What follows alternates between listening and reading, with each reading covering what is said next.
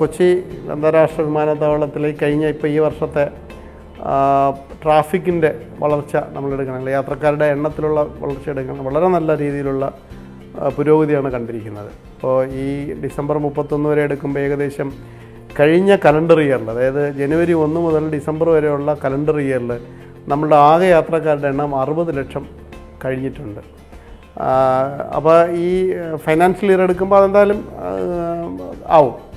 അപ്പോൾ നമ്മൾ കഴിഞ്ഞ തവണ നമ്മൾ ആകെ പാസഞ്ചർ യാത്രക്കാരുടെ എണ്ണം 54 ലക്ഷമായിരുന്നു. അപ്പോൾ ആകെ നമ്മളുടെ ഒരു വളർച്ച നിരക്ക് നോക്കിക്കഴിഞ്ഞാൽ ഏകദേശം 16%-16%-നകം ഇതുവരെയുള്ള, അതായത് ഈ വർഷത്തുള്ള വളർച്ച നമുക്ക് കാണുന്നുണ്ട്. അതിൽ നോക്കുമ്പോൾ ഏറ്റവും കൂടുതൽ വളർച്ച ഉണ്ടായിരിക്കുന്ന ഡൊമസ്റ്റിക് സെക്ടറിലുള്ള യാത്രക്കാരുടെ എണ്ണത്തിലാണ്. ഈ ഡിസംബർ വരെയുള്ള നമ്മൾ ട്രാഫിക് എടുക്കുമ്പോൾ ഏകദേശം 20% മുകളിൽ വളർച്ച ഉണ്ടായിരിക്കുന്നു.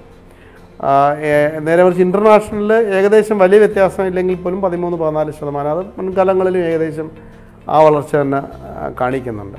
ഡൊമസ്റ്റിക്കിൽ പ്രധാനമായും നമ്മൾ കാണുന്ന ഒരു പ്രവണത എന്തെന്ന് വെച്ച് കഴിഞ്ഞാൽ യാത്രക്കാർ ഈ ലെഷർ ട്രിപ്പിന് വേണ്ടിയുള്ള യാത്ര വളരെ കൂടിയിരിക്കുന്നു എന്നുള്ളതാണ്. അതായത് നമ്മുടെ കേരളത്തിൽ നിന്ന് വടക്കേ ഇന്ത്യയിൽ നിന്ന് വളരെയധികം ആൾക്കാർ ടൂറിസം ഇതിനായിട്ട്, അതായത് ടൂറിസ്റ്റ് ട്രാവലേഴ്സായിട്ട് കേരളത്തിൽ ഒരുപാട് വരുന്നു എന്നുള്ളതാണ്. അത് നല്ലൊരു നേട്ടമാണ്. അത് എയർപോർട്ടിന് മാത്രമല്ല നമ്മളുടെ പ്രദേശത്തിനാകെയുള്ളൊരു മാറ്റമായിട്ട് കാണുന്നുണ്ട്. കാരണം ഇപ്പോൾ പലപ്പോഴും റൂമുകളും ഹോട്ടൽ അക്കോമഡേഷനും പല ഏരിയകളിലും കിട്ടുന്നില്ല എന്നുള്ള കാര്യമാണ് പ്രധാന കാര്യം. അപ്പോൾ അത് നല്ലൊരു വളർച്ചയാണ്. പിന്നെ തന്നെ പുതിയ വിമാനങ്ങളുടെയും അവരുടെ ഫെയറിലുള്ള വ്യത്യാസങ്ങളുമൊക്കെ വളരെ ഒരു സ്വാധീനം ചെലുത്തുന്നുണ്ട്. അതാണ് പ്രധാനം. ഇൻ്റർനാഷണലിൽ നോക്കുമ്പോഴത്തേക്കും ആ ഒരു നല്ലൊരു ഗ്രോത്ത് ഇങ്ങനെ കണ്ടിന്യൂ ചെയ്തുകൊണ്ടിരിക്കുകയാണ്.